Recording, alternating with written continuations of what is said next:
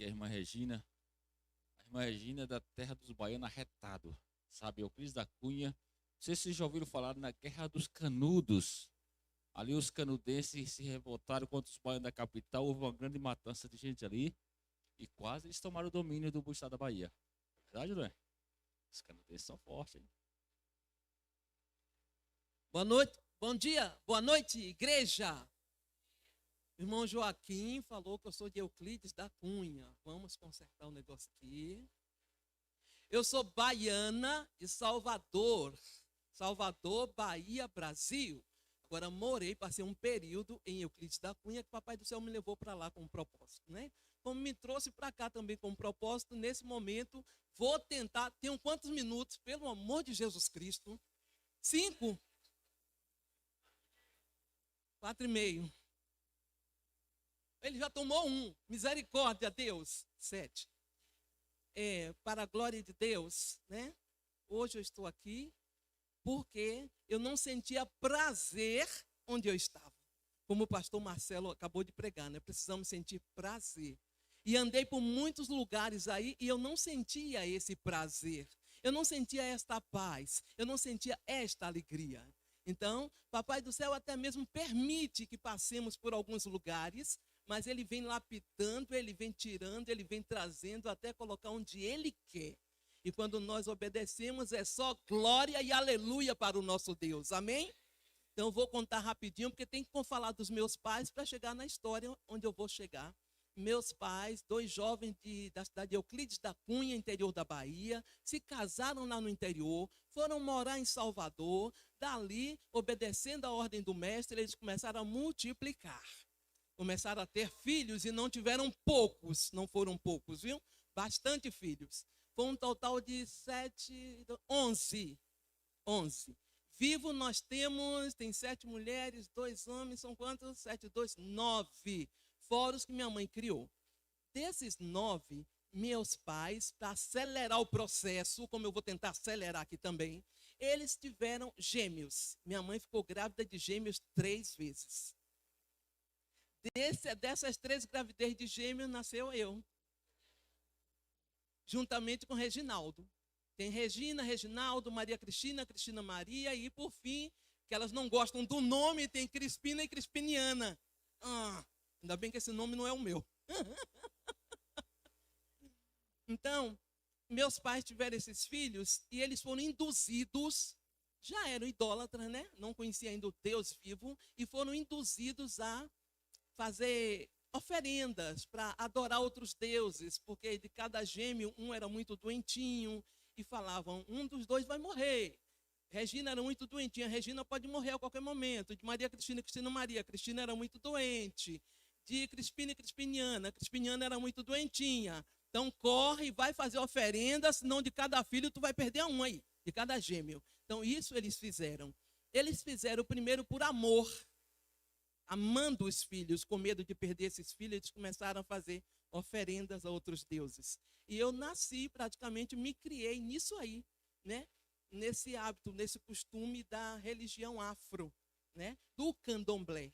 Então eu não entendia muita coisa ainda, mas dentro da minha própria casa, ali era feito os batuques, ali as pessoas recebiam os orixás, ali havia aquele envolvimento e ali foi declarado, não por Deus, é claro, que a minha mediunidade.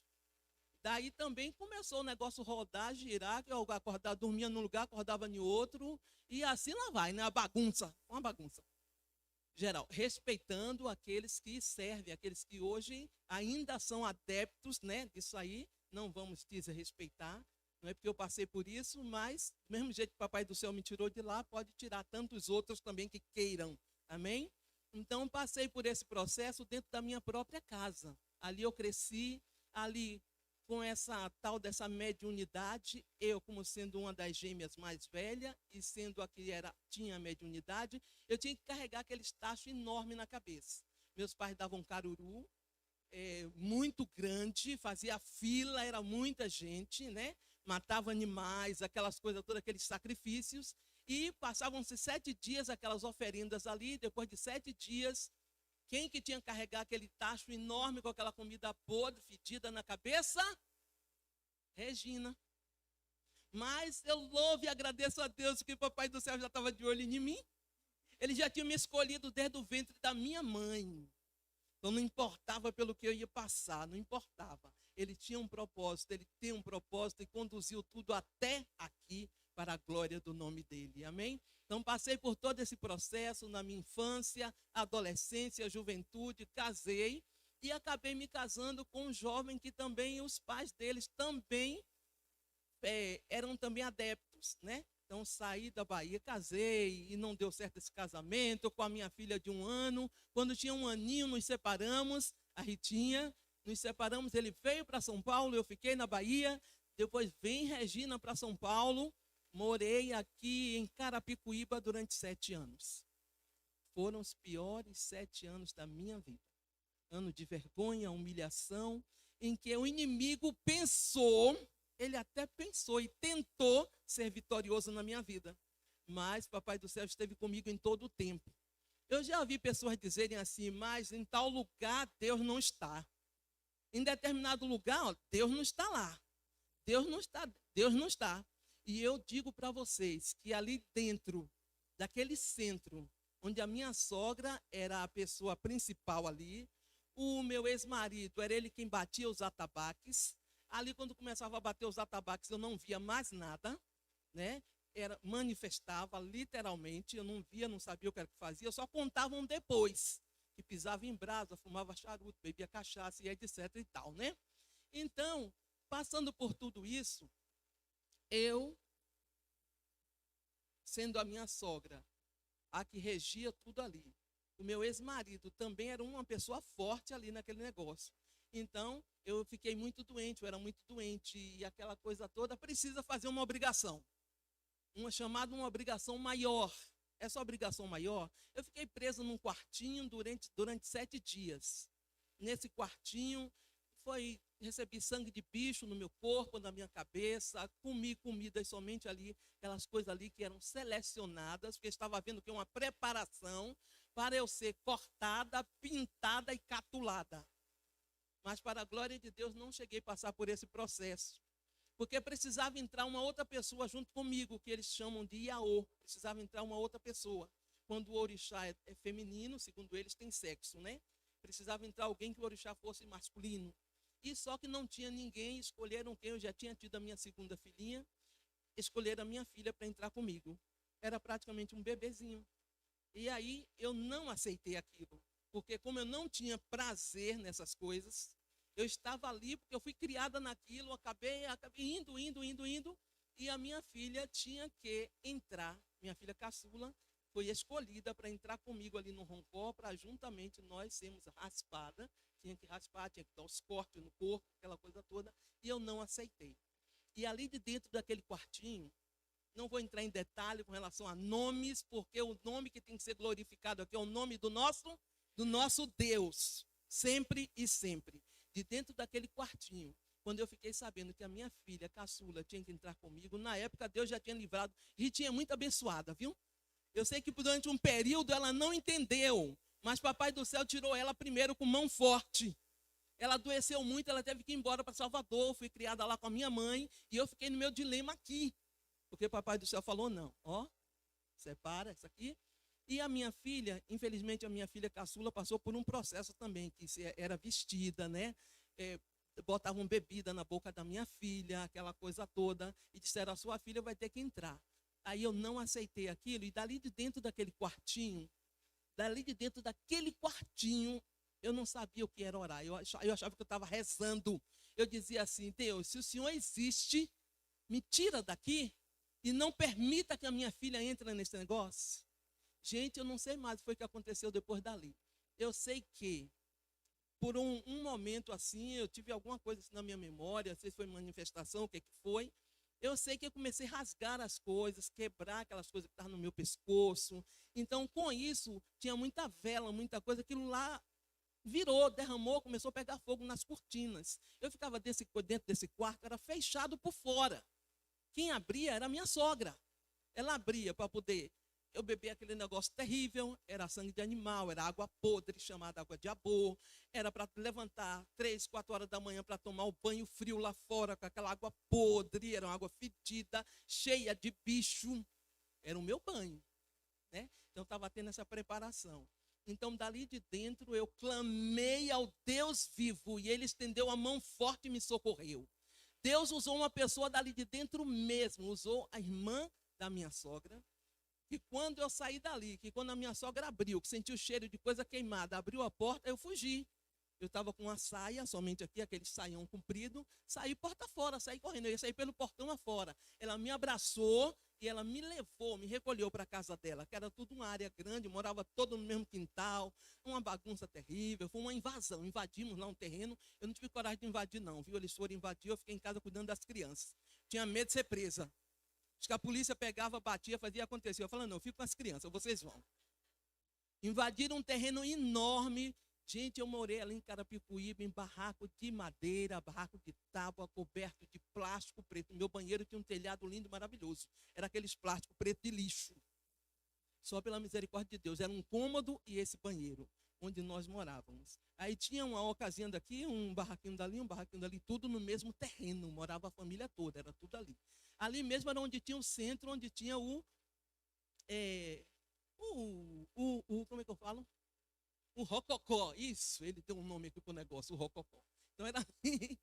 Então, eu creio, eu sei que eu fiz essa oração. Nessa oração que eu fiz, deu tipo uma coisa assim, sabe? Um revertério. Então, foi coisa que queimou, que acabou. A minha sogra, quando abriu a porta, eu saí. A irmã dela me abraçou e me recolheu.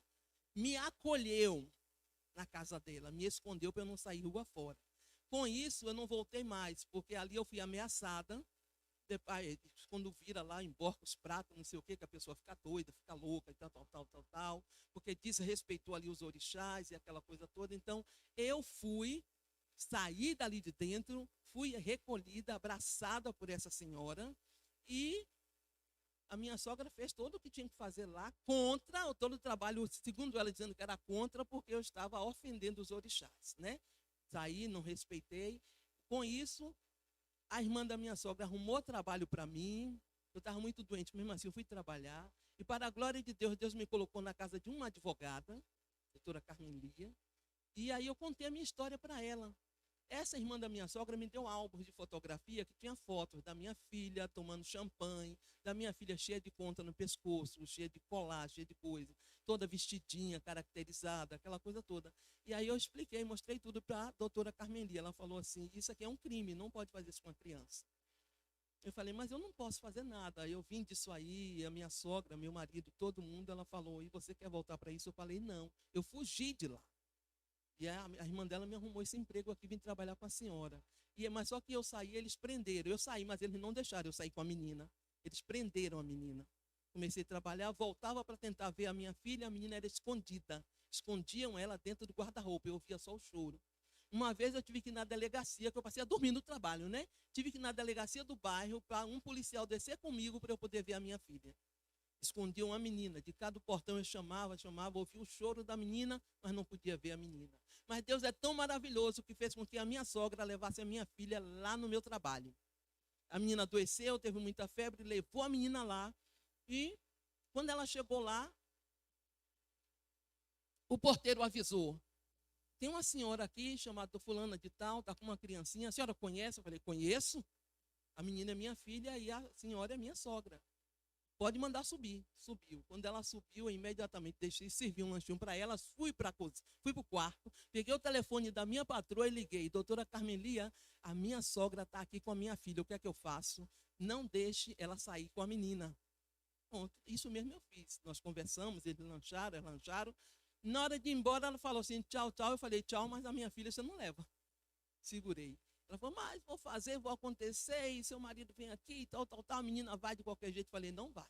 E se a senhora insistir, eu tenho ordem para a senhora sair daqui presa, porque eu vou chamar a polícia.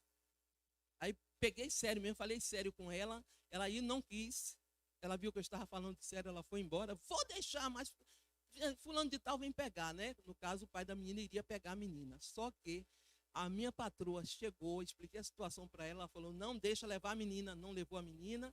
E ela falou o seguinte: você quer o que agora? Eu já estava com a minha filha lá, só que a menina estava com a roupinha do corpo, praticamente. Esse pessoal pode ir preso. Você quer ir embora para a Bahia? O que é que você quer fazer? Eu falei, a única coisa que eu quero é sair daqui. Eu saí de São Paulo, saí de Carapicuíba, voltei para a Bahia, doente, envergonhada, com a minha filhinha, né? Mas para a glória de Deus, aí eu cheguei lá, fui trabalhar, comecei a estudar, e dentro do colégio, o Severino Vieira, lá em Salvador, eu conheci um jovem, e ele olhava para mim, eu sempre fui assim, brincalhona e tal, e ele olhava para mim, você tem uma alegria, mas tem alguma coisa em você, dentro de você, no seu olho eu vejo uma tristeza, tem algo em você que não é normal. Aí esse menino falou assim, eu posso lhe fazer um convite? Ele me fez um convite, me levou para uma igreja, me convidou nessa igreja, para a glória de Deus. Eu agradeço a Deus por todos os lugares por onde eu passei, pelo processo, porque lá eu precisei fazer, fui convidado a fazer 21 sexta-feira de libertação. Aí eu chegava na igreja, né? Eu sentava lá escondidinha lá no fundo, daqui a pouco eu estava aqui na frente, aquela multidão aplaudindo, todo mundo em pé, eu suada, descabelada. O que aconteceu? Aí comecei a observar que muita coisa era bem parecido com aquele lugar de onde eu vim, né? Eu falei assim, não, tem alguma coisa aqui que não está encaixando, parece que não é aqui. Aí comecei, ao invés de ir nos cultos somente da sexta, comecei no da quarta, no domingo, falava mais do Espírito Santo, falava mais de Deus. Eu comecei a buscar que Deus entrasse e morasse dentro de mim. Nessa busca eu comecei a sentir paz, comecei a me sentir aliviada. Na terceira ou foi quarta, sexta-feira, então o pessoal lá que era orientado veio destarrachar a minha cabeça, chamou todo mundo aqui, eu falei, tira a mão da minha cabeça, porque o Espírito Santo de Deus já entrou aqui. Aqui não tem mais espaço para demônios, não tem mais espaço para entidade nenhuma. Deus já entrou, ele já mora aqui. Então, respeitaram isso, não fizeram mais essa oração, e aí eu comecei a trabalhar, cheguei quase a ser obreira lá, né? Estudei, e evangelizava, saía, falava do amor de Deus, ganhei muitas almas ali, inclusive meu irmão, meu gêmeo, ele está lá até hoje. Ele é obreiro, eu estou tentando, eu estou pedindo ajuda a Deus, né? Para que ele também venha, ele também conheça e venha para essa verdade. Respeito, porque a condição que ele foi para lá foi terrível, ele estava tendo alucinações, ele se tornou um alcoólatra, e o único meio que eu tive de ajudar meu irmão foi levar meu irmão bem, trouxe ele. Mas só que o Papai do Céu foi abrindo a minha mente, foi tirando, foi passando por outros lugares, mas meu irmão continuou, né? Passei por outros lugares, por outras denominações, mas a última que eu passei, eu aprendi a guardar o sábado, aprendi sobre dieta cristã, aprendi tudo direitinho. Mas só que aconteciam umas coisas lá dentro que era meio estranho, que era uma salada, né? Era tudo misturado. E aí eu fui para a oração, fui para o jejum nas madrugadas, e Papai do Céu, em Apocalipse 18:4, dizia para mim, sai dela, povo meu. E eu não entendia, pai, eu vou sair por quê? Aqui eu ia para a Bíblia, eu e Deus, né? Aqui guardo os 10 mandamentos. Aqui está me ensinando como é que eu me alimento direitinho. O Senhor está mandando eu sair porque está aquela confusão. E aí, Papai do Céu, sai dela. Houve racha na igreja. Eu fazia parte da direção. Uns queriam me levar para Aracaju, outros queriam deixar em Salvador. Recebi chave de 2 igrejas para poder tomar conta. Toma, você vai ser consagrada pastora, vai ser pastora da igreja na ilha, vai ser pastora não sei onde. E Papai do Céu, sai dela. Sai dela. Obedeci a Deus. Nessa época, a minha filha já estava, a caçula, já tinha ido comigo, né? Estava na igreja também, já tinha casado, já tinha tido filho. E aí, meu genro, a minha filha, todos estavam congregando comigo, saímos todos ao mesmo tempo. E para a honra e glória de Deus, nós tivemos a oportunidade, ela teve a oportunidade de conhecer os desbravadores, né? Para a glória de Deus, lá em Salvador, no Vale do Matatu. Quem é desbravador? Fizeram um excelente trabalho com a minha filha. E para a glória de Deus, nós saímos. Fomos morar em um bairro onde não conhecíamos nada nem ninguém. E ali naquele bairro, eu, meu genro e a minha filha, nós dissemos assim, precisamos ir para uma igreja que guarde os mandamentos. Porque já tínhamos ouvido falar do sábado, né? Já tínhamos sido convidados, então precisamos disso. Por desobediência, nós fomos no domingo à noite numa igreja muito linda, no final de linha lá deste bairro. E ali o pastor começou a ministrar e falou assim, deu boa noite a todo mundo, saudou todo mundo e falou, mas aqui tem ovelhas que não são desse aprisco. E aí, cutuquei meu genro, minha filha, está falando com a gente. Nós saímos, não voltamos mais ali. Passaram-se alguns dias, Passaram-se alguns dias, o Espírito Santo de Deus trabalhando e ali incomodando, precisamos congregar, precisamos ir para a igreja. Saímos num sábado de manhã para procurar a igreja adventista do sétimo dia, sem conhecer o bairro. E aí andamos de 7 da manhã até quase 11, procurando. Passávamos várias vezes pela rua onde era a igreja, não enxergava. Perguntava um, ensinava errado. Perguntava o outro, ensinava errado. Passou um jovenzinho, mais ou menos umas 15 para 9, todo arrumadinho, aqui com a Bíblia. Todo. Aí meu genro falou assim para mim, ali vai o anjo de Deus que vai nos levar para a igreja verdadeira. Falei, menino, pare com essa história de anjo, que eu já venho quando para com isso. É anjo coisa nenhuma, tal, passou. Mas para a glória de Deus, já quase 11 horas, conseguimos chegar na igreja do Parque São Cristóvão, lá em Salvador. E quando chegamos lá, quem foi que estava na sonoplastia? O anjo, Samuel. Aí meu genro falou assim, eu não falei que era aquele anjo que ia trazer a gente para a igreja? Mesmo assim, fomos bem recebidos, bem recepcionados. E para a glória de Deus, eu fiz em março, eu fiz 20 anos aqui na igreja adventista, né? Foi uma caminhada longa. Papai do céu permitiu muita coisa, mas hoje eu tenho calma, hoje eu tenho paz, hoje eu tenho alegria e hoje eu tenho a certeza que é daqui para a eternidade. Amém? Louvado seja Deus. Já agora tem Ritinha, tem Júnior, tem Sabrina, tem Emanuel. Todos os meus netos foram aventureiros, desbravadores. A minha filha Carla está afastada, mas também já foi batizada na igreja, que vai voltar para a glória de Deus, né? Tem a minha irmã Nana também, que tem estudo, já aceitou, e fiz trabalho, e para a glória de Deus, estou aqui servindo ao Deus vivo. Eu só fiz um breve resumo, viu? Porque se for contar detalhe, a vigília toda vai ser para mim. Mas eu louvo e agradeço a Deus pela bênção dele ter me escolhido. O grande Elroy, ele me viu lá naquele fundo de poço. E ele me tirou das trevas com mão forte e me transportou para o reino da sua maravilhosa luz. Amém? Maranata, igreja! E nós? É isso, essa é a nossa fé, a nossa esperança. Amém? E Deus abençoe. Em nome de Jesus. 7 minutos profético, né? Marcelo. Olha, quando ela estava empolgada, eu gosto de fazer isso. Quando ela estava empolgada, eu quase falei, irmã, chega. Quem quiser ver o resto, na próxima vigília, né? Maravilha, né? Como Deus age extraordinariamente na vida do ser humano, né? Mas louvado seja Deus que Ele está sendo glorificado, né? Através de você, né? Amém? Eu quero convidar aqui agora o pastor Kedson Rodrigues, né? Tudo bem? Que bom que você aceitou o convite. Né? O pastor Kedson Rodrigues, ele faz parte do departamental da comunicação da igreja, da associação. É isso? Que bom. Prazer em conhecê-lo. Que Deus te use nesse momento. Obrigado, meu irmão. Queridos, eu tenho esse nome, foi meu pai quem escolheu. Mas eu sou muito feliz com esse nome, viu? Muito feliz, porque poderia ser pior. Eu tenho um irmão que ele é 14 anos mais novo que eu. Então, eu tinha 14 anos e eu vi a gestação da minha mãe. E um dia cheguei no meu pai e falei, pai, quando meu irmão nascer, como ele vai se chamar? Meu pai falou, Heibliton. Eu falei, isso é nome, cara.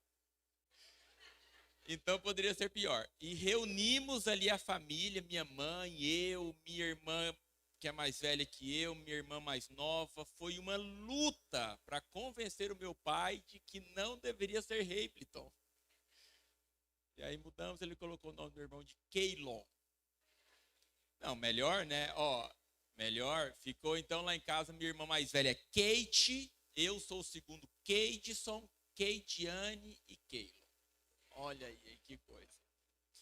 Que coisa. Irmão, você me chamou de Kedson, mas meu nome é Keidson. E são raros os humanos que acertam assim de primeira. Mas tá bom, queridos, eu quero convidá-los então. E quando a minha esposa estava grávida do nosso primeiro filho, fomos em Goiânia, onde eu nasci, e E minha mãe chegou para minha esposa e perguntou: já escolheram o nome? A Ana Paula falou: já escolhemos. Ela falou: qual vai ser? Ana Paula falou, minha esposa falou: vai se chamar Pedro. Minha mãe falou: nossa, muito simplesinho esse nome.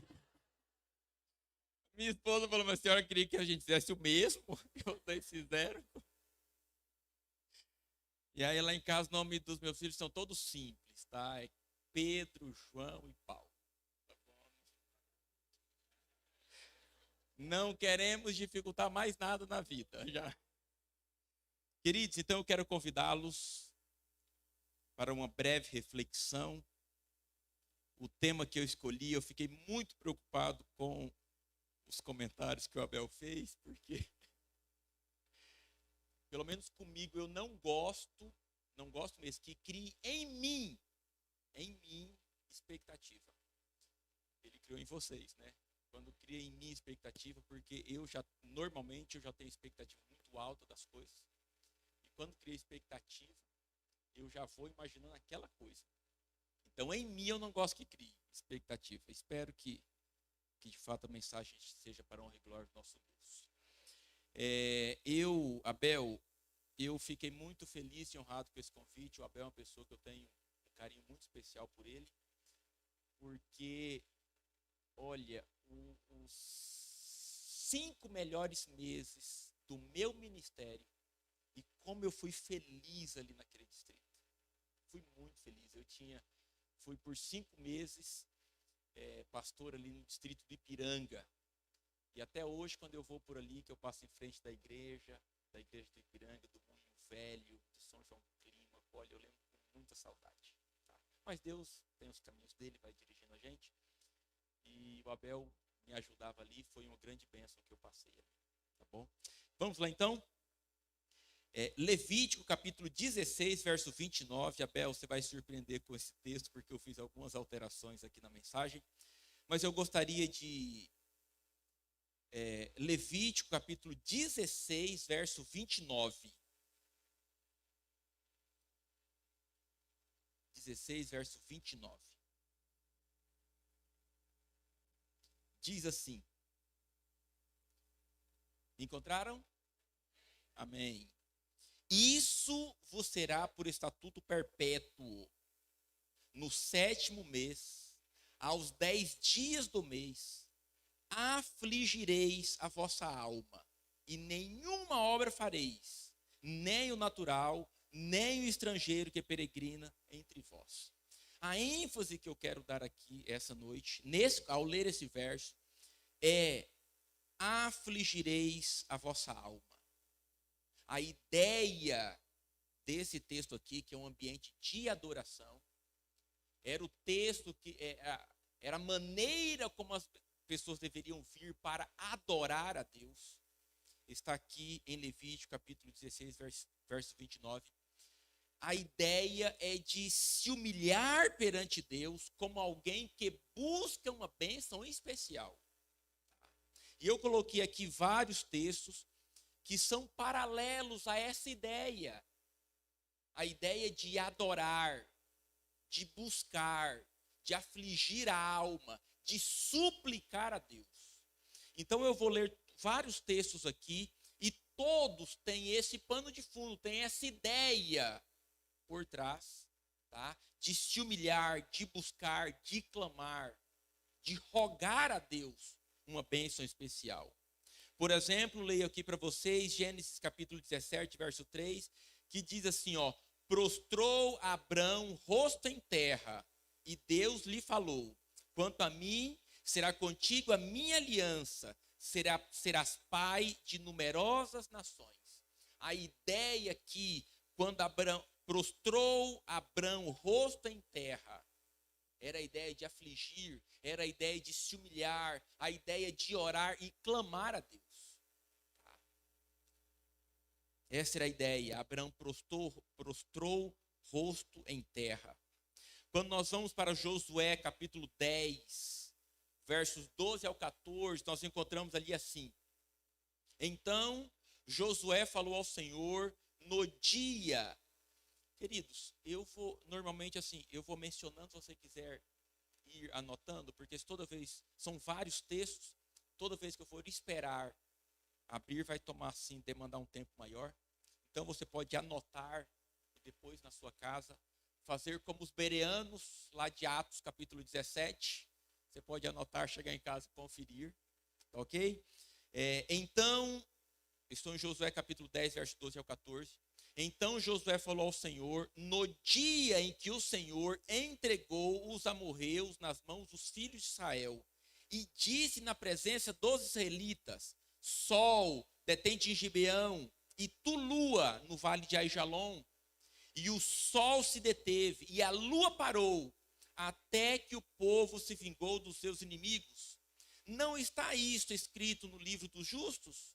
O sol, pois, se deteve no meio do céu, e não se apressou a pôr-se quase o dia inteiro. Não houve dia semelhante a este, nem antes e nem depois dele, tendo o Senhor assim atendido a voz de um homem, porque o Senhor pelejava por Israel.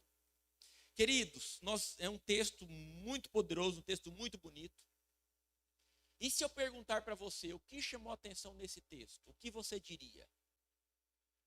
O que te chamou a atenção nesse texto? O Senhor, e quando eu pergunto, a maioria das pessoas dizem, e de fato é uma frase muito bonita, porque o Senhor pelejava por Israel. Nós temos também o fato de o sol ter parado. Mas, queridos, o que mais... Temos também aqui, não houve dia semelhante a este, nem antes e nem depois dele. Mas, queridos, tudo isso aqui de fato chama atenção.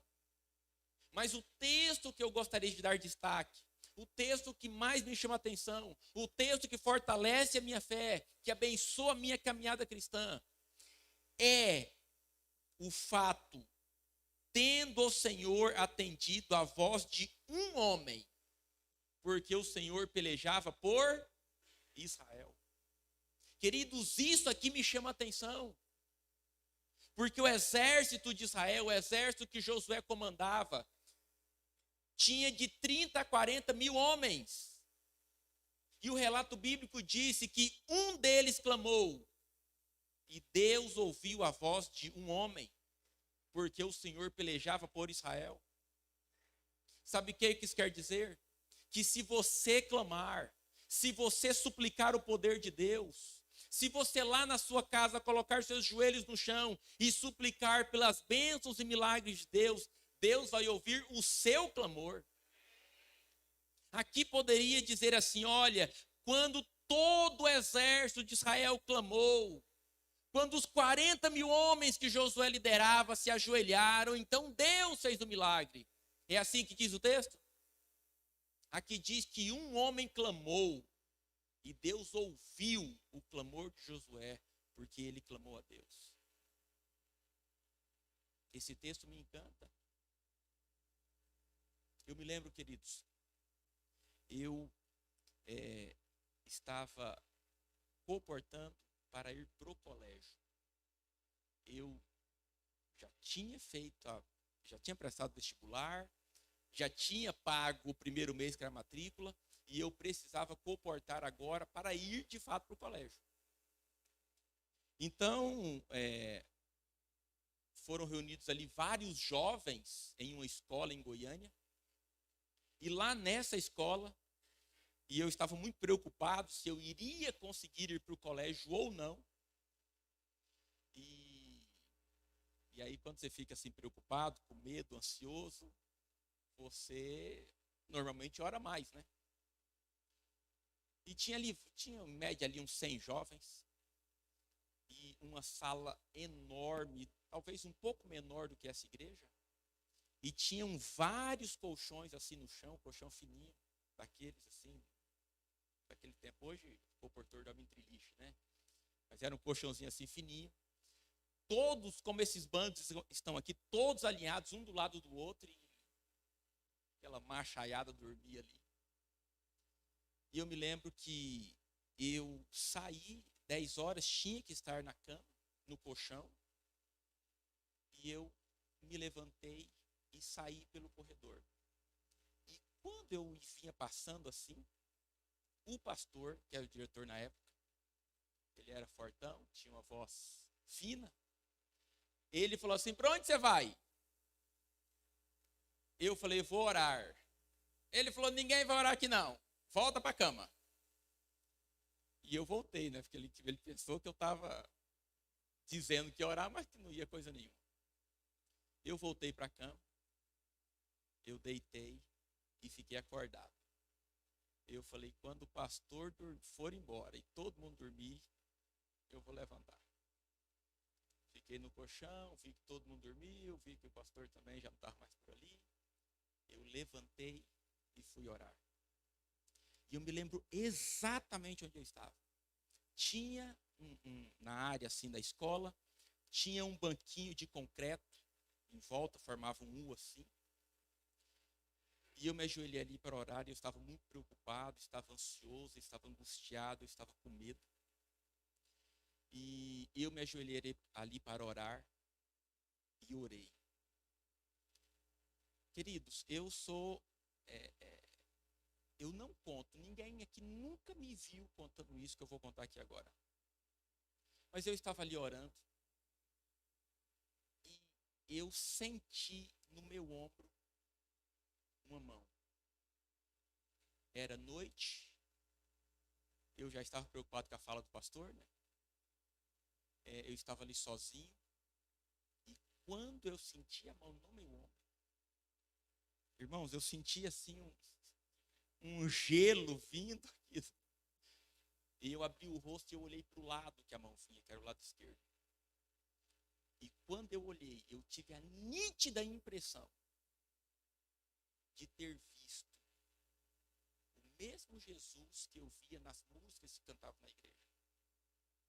Aquilo, irmãos, eu não quero dizer que foi, para mim foi um estado emocional que eu estava. Eu mencionei aqui que eu estava muito preocupado e angustiado.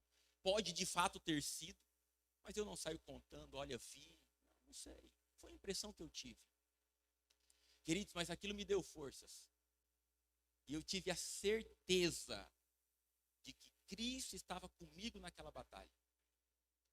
Deus ouve o seu clamor. Lá na sua casa, quando você colocar seus joelhos no chão para orar, Deus ouve o seu clamor. Aqui nessa história de Josué não diz que todo o exército orou. Aqui não diz assim, ó, quando toda a igreja do Domitila orar, então Deus vai ouvir. Aqui não diz assim. Aqui diz que se você clamar, Deus vai ouvir. Como ouviu o clamor da irmã que deu testemunho aqui na frente. Deus ouve o nosso clamor. Queridos, nós encontramos também em 1 Samuel capítulo 1, versos 9 e 10. Aqui diz, e é um texto muito bonito, é um texto muito precioso, que eu gosto muito desse relato. Olha o que diz a respeito, no contexto ali de Ana, da história de Ana, olha o que diz. Após terem comido e bebido em Siló, estando Eli, o sacerdote, assentado em uma cadeira, junto a um pilar do templo do Senhor, levantou-se Ana e com amargura de alma orou ao Senhor. Queridos, olha que texto bíblico. Olha que preciosidade. Mais uma pessoa que clama, que suplica, e Deus ouve a voz. Levantou-se Ana e com amargura de alma orou e clamou ao Senhor abundantemente. Queridos, nós precisamos, como pessoas e como igreja, aprendermos a clamar a Deus. Nós precisamos aprender a suplicar o poder de Deus que está à nossa disposição. Suplicarmos o poder do Espírito Santo, o poder que Cristo nos quer dar, se tão somente pedirmos. Olha o que diz nesse mesmo contexto de Ana, no verso 15. Porém, Ana respondeu. Agora o profeta Eli, o sacerdote Eli, vê o clamor de Ana e ele se confunde ali, ele acusa ela de estar embriagada. E olha a resposta que ela dá. Anota o texto bíblico aí, depois na sua casa você releia o texto. Olha a resposta que Ana dá. Respondeu Ana: não, Senhor meu, eu sou mulher atribulada de espírito. não bebi nem vinho, nem bebida forte, porém venho derramando a minha alma perante o Senhor. Queridos, nós precisamos ser homens e mulheres de oração, homens e mulheres que clamam a Deus, homens e mulheres que derramam a alma diante do Senhor. Vou contar mais uma história de comportagem, é a última de comportagem, tá bom? Eu fui pro colégio, né? Aí naquelas férias eu consegui os recursos e fui pro colégio. Estudei um semestre e agora eu vinha para a primeira férias depois que eu já estava fazendo teologia. E aí eu fui pro colégio, paguei tudo lá e o dinheiro ficou, eu não tinha mais dinheiro.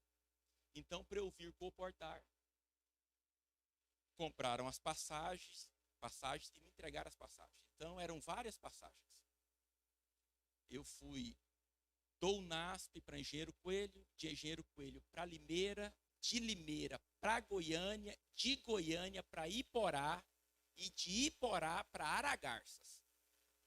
Só que em Iporá, me deram a passagem só até Iporá.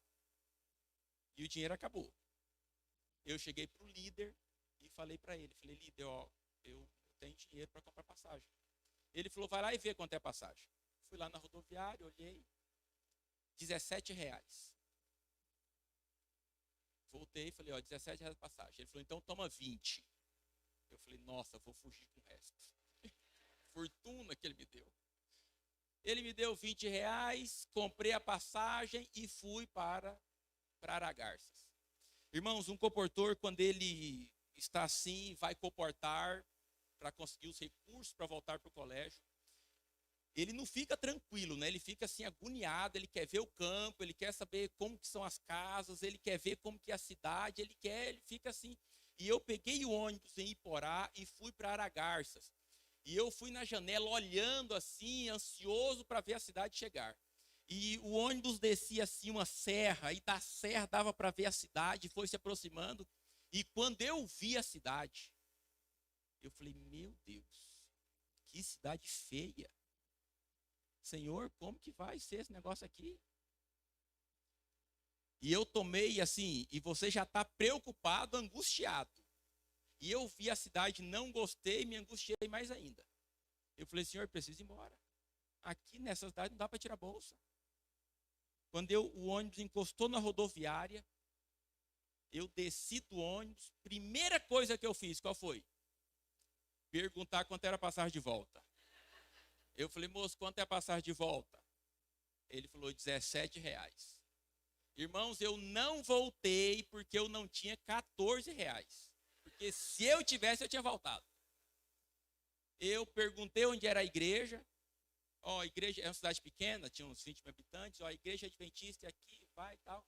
E eu chegava na igreja, procurava a casa de frente, se conhecia algum adventista. Me indicaram, falou, ó, a vizinha do lado é a dona Margarida, que pela idade dela, hoje deve ser falecida, descansa no Senhor, espero encontrar essa irmã ainda no céu. Aquela senhora ali, a Margarida, ela vai nessa igreja. Fui lá na irmã Margarida, falei, irmã, eu preciso falar com o ancião. Ela falou, ó, você dobra aqui, vira aqui e tal, chega lá. José é o nome do ancião. Cheguei lá nessa casa, nessa casa lá onde ele morava. Uma senhora me atendeu e falei, quero falar com o irmão José. Ela falou, e quem é você? E eu estufei o peito, enchi a voz, postei a voz e falei, eu sou um comportor. Ela falou, ah, você é comportor? Eu falei, sim. Irmãos, eu nunca vi ninguém falando daquele jeito. Ela falou, pois aqui você não vai vender nada. Eu falei, irmã, eu só vim pegar a chave. Eu peguei a chave, voltei para a igreja, desesperado. Irmãos, eu me lembro, eu coloquei meu prospecto no chão, era na cozinha. As igrejas de lá não são tão estruturadas quanto as daqui. Então, era uma cozinha de cimento, assim, meio mal cimentado. Eu lembro que eu cheguei, coloquei a caixa de livro em cima do banco, coloquei o prospecto no chão, ajoelhei em cima do prospecto e falei, meu Deus, me tira daqui. Ou se não, me abençoa. Irmãos, orei, olha, é uma agonia, meu Deus. Levantei, já era domingo, né? Mas já estava assim a tardezinha para a noite. Dormi. No outro dia cedo acordei determinado. Os primeiros R$ 14 que eu levantar aqui, eu volto. Aqui eu não fico. Irmãos, eu me lembro que eu bati na primeira casa. Primeira casa que eu bati. Uma pessoa me recebeu. Eu me lembro da casa, tinha um corredor, tinha uma mesa de madeira comprida no fundo da casa onde a pessoa me apresentou. Eu não consigo me lembrar o rosto da pessoa, mas eu me lembro do imóvel da casa. Dei oferta, fiz a apresentação completa e falei, e essa coleção eu trouxe especialmente para a senhora. Por favor, coloque o seu nome aqui. Ela falou, quanto é a coleção? Eu expliquei a coleção, tinha todo um jeito de explicar o valor da coleção. Ela falou, tá bom, eu vou ficar. Eu falei, vai ficar. Eu falei, tá bom. Então, eu que estava decidido a ir embora, eu falei, não, ok, eu vou embora mesmo. Eu estava decidido, eu vou embora. Mas eu vou embora depois que eu tomar o primeiro não, né? Porque dei uma oferta. Bati na segunda casa. Outra coleção. Bati na terceira casa. Terceira venda. Não foi uma coleção, mas foi uma boa venda também. Aí eu decidi ficar. Eu falei, eu vou ficar nessa cidade. Na quarta oferta, o que aconteceu? Aí não vendi, mas já tinha decidido ficar. Irmãos, eu me lembro que eu voltei para casa naquele dia, 11h30 da noite. Eu me lembro da última oferta daquele dia. Era um alpendrezinho da casa de um senhor, porque lá não tem as grades aqui como tem em São Paulo, é a cidadezinha do interior. Um alpendrezinho, um calor que fazia aquela região de Goiás, divisa de Goiás com Mato Grosso. Assentados ali, ele comprou um grande conflito, R$ 29. Eu voltei para a igreja para dormir naquela noite, depois de ter vendido R$ 1.150 naquela noite. Irmãos, naquela cidade, Deus abençoou tanto, vendia no pedido, né? Você encomendava os livros e depois que ia entregar. E eram tantas as entregas, marquei para um dia só, chamei a minha namorada, que hoje é minha esposa, para me ajudar a fazer as entregas. E ela foi separando por regiões ali daquela cidadezinha. E eu contratei um motoboy para me ajudar a fazer a entrega. E aí ia fazendo as entregas, e eu entregava, e eu escondendo o dinheiro do motoboy, né? Eu estava preocupado, ele via aquele dinheiro. E fazendo as entregas, terminei as últimas entregas, e eu voltei para a igreja para pegar mais e ir para outra região da cidade, era por volta das 7h da noite, de uma quinta-feira.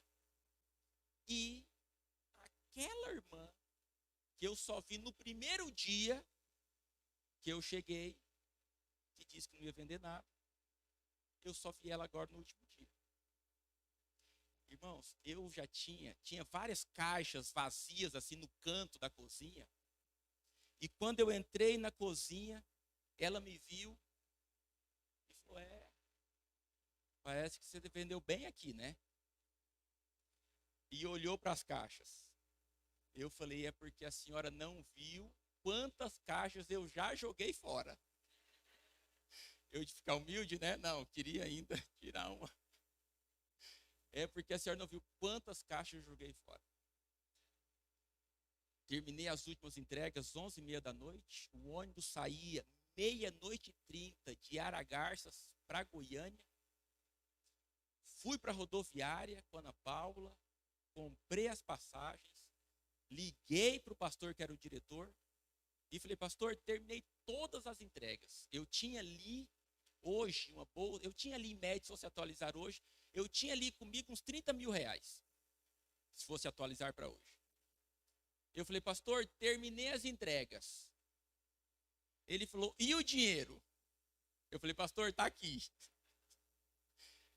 Ele gritou do lado, cuidado com esse dinheiro, não vai perder o dinheiro. Coloquei dinheiro, irmão, na meia, nos bolsos, tudo que é parte do corpo. E fui. Chegando lá, fiz o acerto na sexta-feira na associação. Peguei a minha parte do dinheiro e tive uma ideia. Vou casar. Já tenho a namorada, já tenho a paixão, já tenho o dinheiro agora, vou casar. Queridos, Deus ouve o nosso clamor. Deus ouve o nosso clamor. E a minha luta com Deus é: por que não clamamos? Por que nós não suplicamos? Por que que nós não temos uma vida de oração, de comunhão para com Deus? Olha aqui o que diz a respeito de Ana.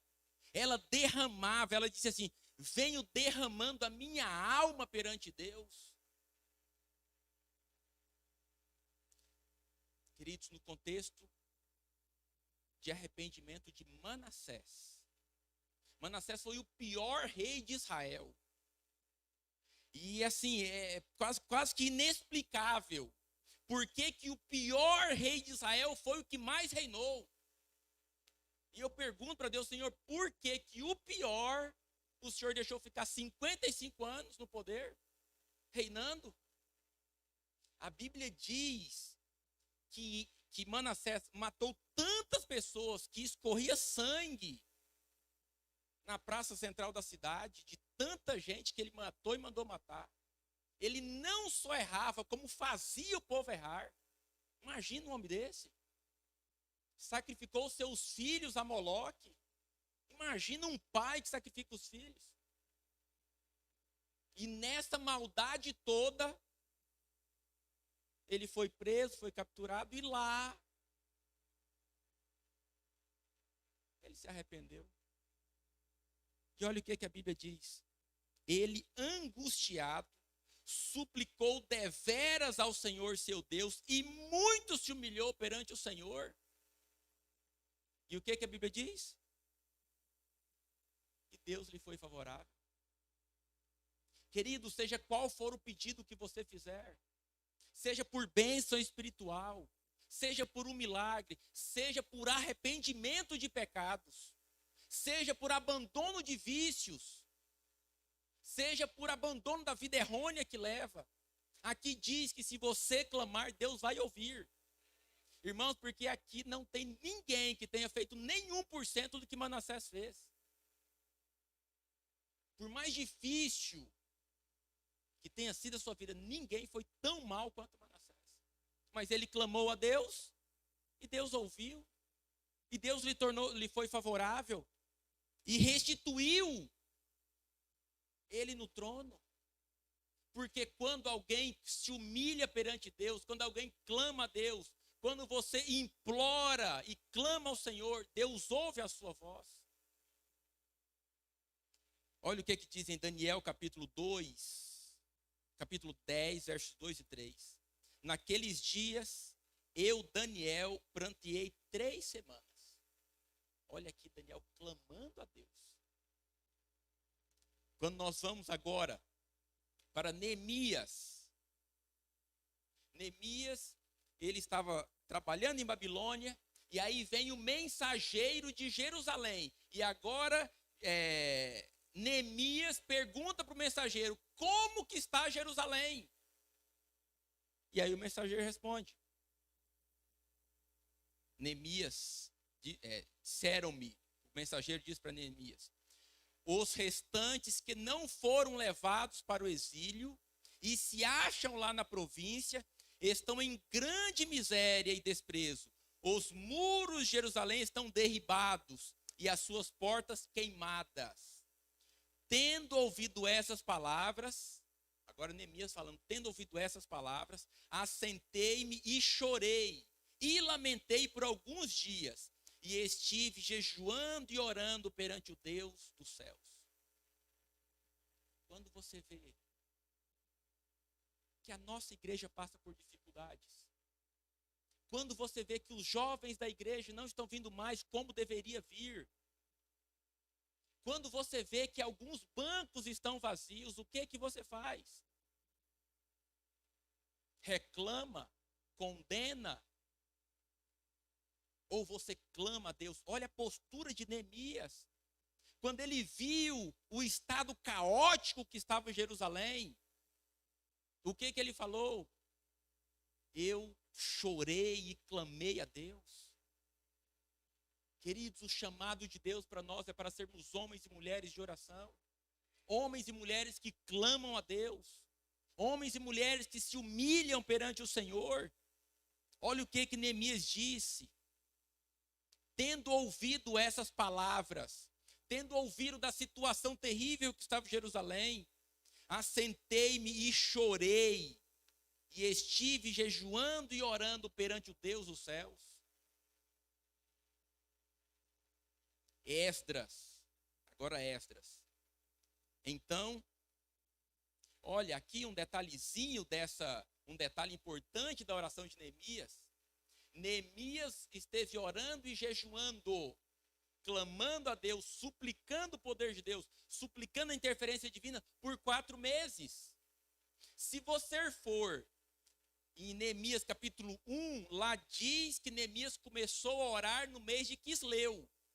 O mês de Quisleu do calendário judaico representa novembro e dezembro. E ele orou até o mês de Nissan, que está capítulo 2, verso 1, que corresponde aos meses de março e abril. 4 meses Neemias orou e clamou a Deus. Muitas vezes, queridos, quando você clamar, seu pedido não vai ser atendido de pronto. Mas nós temos que clamar a Deus. Nós temos que suplicar o poder e o favor do nosso Deus, nosso Senhor. Queridos, quando chegamos aqui em Esdras 8, capítulo 21 e 23, ele diz assim, então, isso aqui agora no contexto do retorno para Jerusalém. Então apregoei ali um jejum junto ao rio Ahava, para nos humilharmos perante o nosso Deus, para pedirmos jornada feliz para nós, para nossos filhos e para tudo que era nosso. Quando chegamos no verso 23, nós encontramos, nós, pois, jejuamos e pedimos isso ao nosso Deus, e ele nos atendeu. Queridos, eu estou lendo aqui com vocês os relatos bíblicos de homens e mulheres que clamaram a Deus. Homens pecadores, mas que aprenderam a colocar os joelhos no chão e suplicar o poder de Deus. Queridos, teve um tempo aí para trás, deve ter alguns meses. Irmãos, me deu uma tristeza, mas uma tristeza. Já ficou triste? E normalmente eu não fico triste. E aquilo foi me estranhando, porque eu falei, meu Deus, está tudo certo. Sabe quando você faz uma análise da vida? Eu falei, está tudo certo. Não tem nem problema com nada. Mas foi me dando uma tristeza. Na quinta-feira, sexta-feira eu fiquei triste. Sábado de manhã, eu me lembro que eu estava na igreja do Alphaville, fiz um batismo lá, mas eu estava triste. Eu tinha um compromisso sábado à tarde. E eu falei, bom, eu nem vou voltar para casa. De lá, eu vou para o compromisso. Era ali na região mesmo, ali de São Roque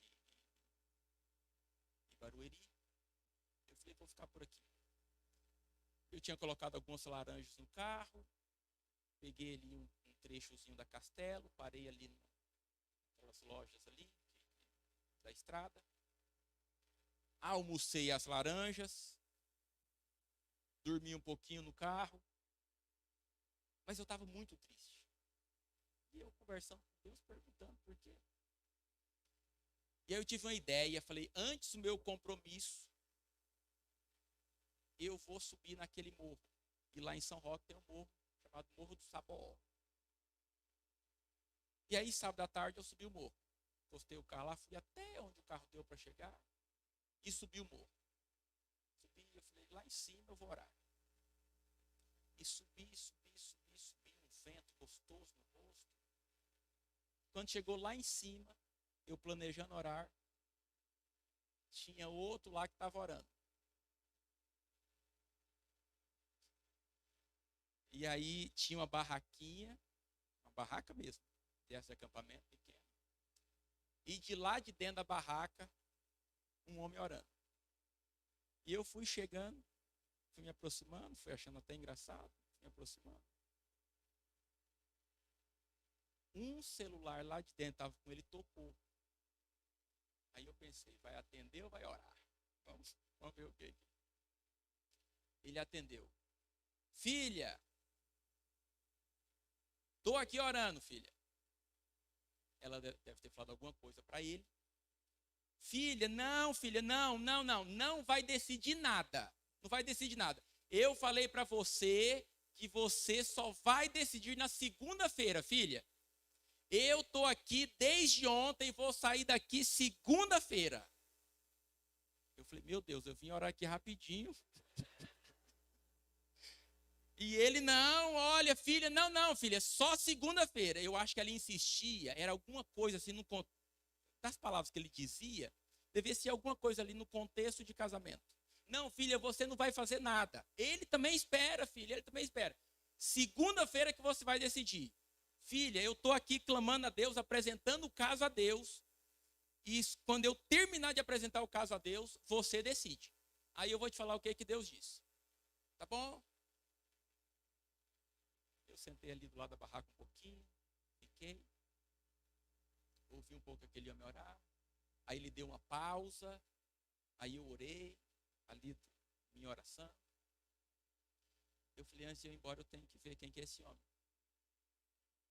Fui na barraquinha dele, não bati, né? Mexi lá, chamei ele. Davi, o nome dele. Ele saiu. Eu falei, ó, o senhor já está orando desde ontem? Estou orando desde ontem. Eu nem me apresentei como pastor, né? Eu falei, deixa eu...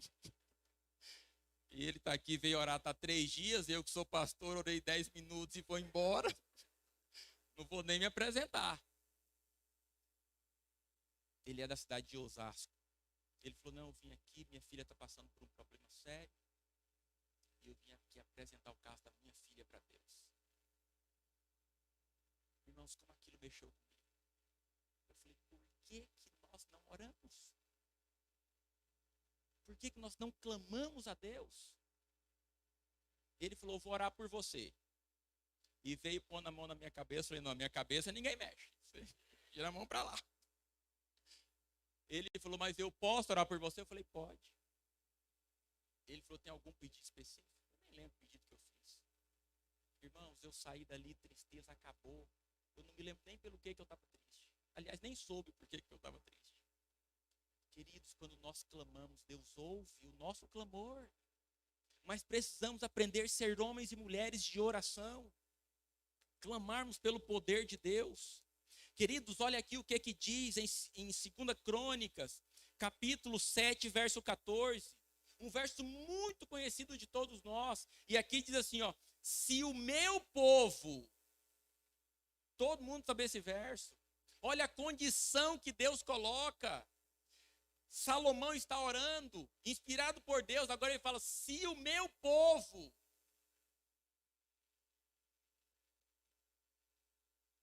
que se chama pelo meu nome, se humilhar, olha aqui a sequência de verbos que coloca, se humilhar, se eles orarem, se me buscarem, se eles se converterem dos seus maus caminhos, então eu ouvirei dos céus, eu vou ouvir.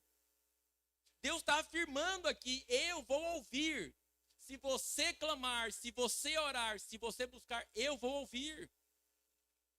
Perdoarei os seus pecados e sararei a sua. Deus está afirmando que vai ouvir. Olha o que Pedro diz, 1 Pedro capítulo 5, verso 6. Humilhai-vos, portanto, sob a poderosa mão de Deus, para que Ele, em tempo oportuno, vos exalte. Humilhai-vos sob a poderosa mão de Deus. Queridos, eu vou aqui para o último verso bíblico e uma citação do Espírito de Profecia. Todos eles, queridos, todos esses que eu li e mencionei aqui, tiveram seus pedidos atendidos. Todos eles. Ou não foi exatamente no tempo que eles queriam, ou foi depois, ou no tempo de Deus, mas tiveram seus pedidos atendidos. E de todos os textos que eu li, só um que não teve, se humilhou perante Deus e não teve seu pedido atendido. Só um. Quem se lembra?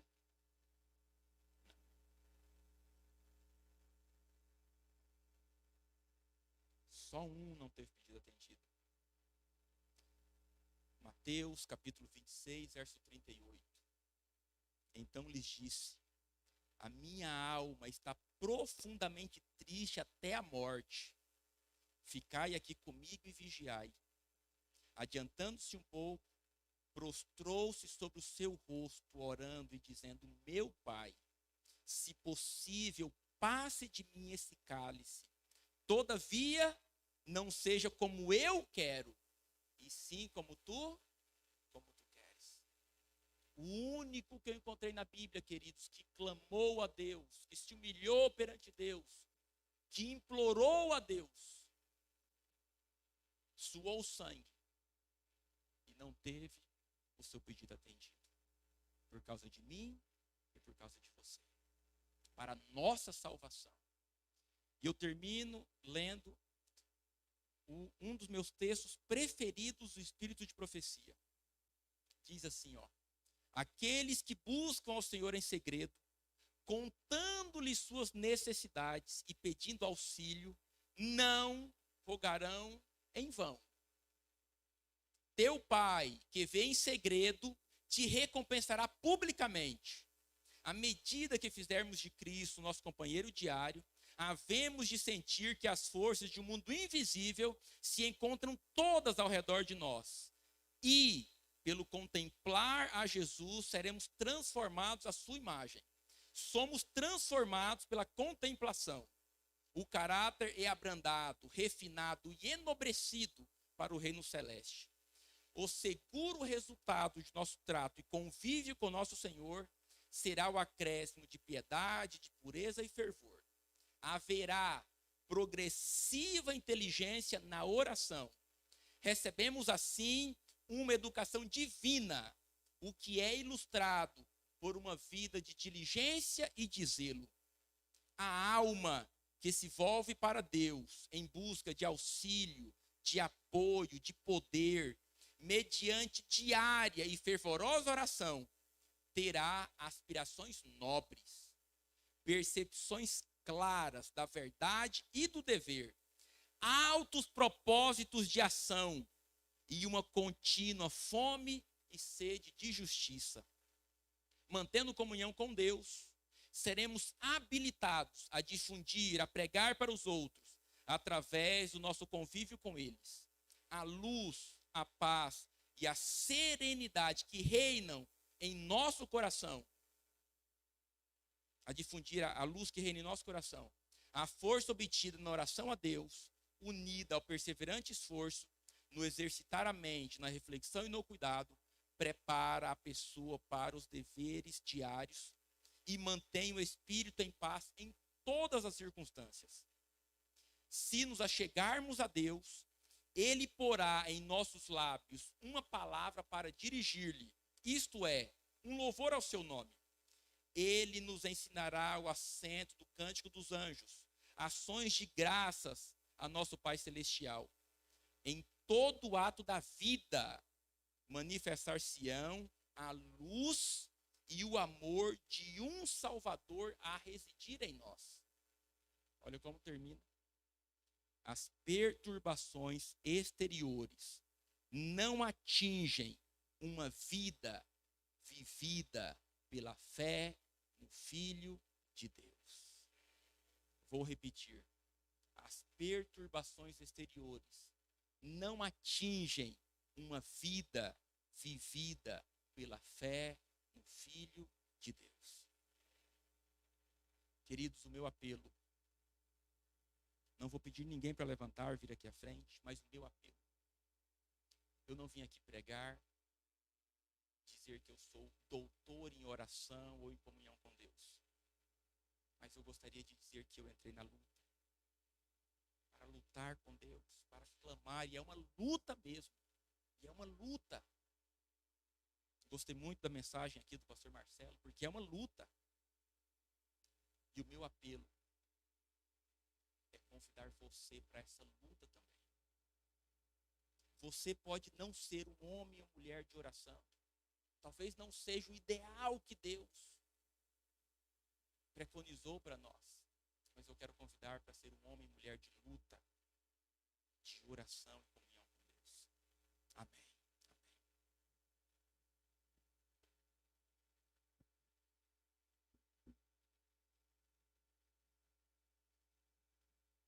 Obrigado, pastor Cleiton, pela mensagem tão inspiradora. Muito obrigado mesmo. Falando de oração, nós temos o episódio